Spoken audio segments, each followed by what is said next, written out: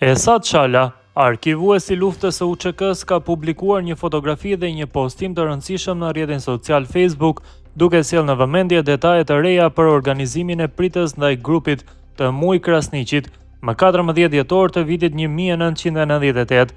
Sipas Shalës, hartuesi i organizimit të asaj prite ishte shqiptari Enver Malush Krasniqi nga Korisha e Prizrenit, një oficer ushtarak që aso kohë kishte shërbyer në ushtrinë serbe.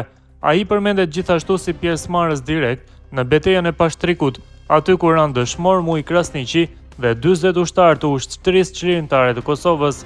Në postimin e publikuar thuhet se gjatë luftës para betejës së Pashtrikut, Krasniqi kishte marrëdhënie të afërta me disa individ nga Shqipëria, ndërsa pas luftës në vitin 1999 ai u arrestua në fshatin Korish, por më pas u lirua.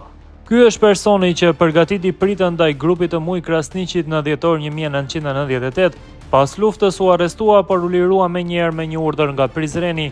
Kjo është një pjesë e historisë që ende kërkon sqarim, shkruan Esad Shala.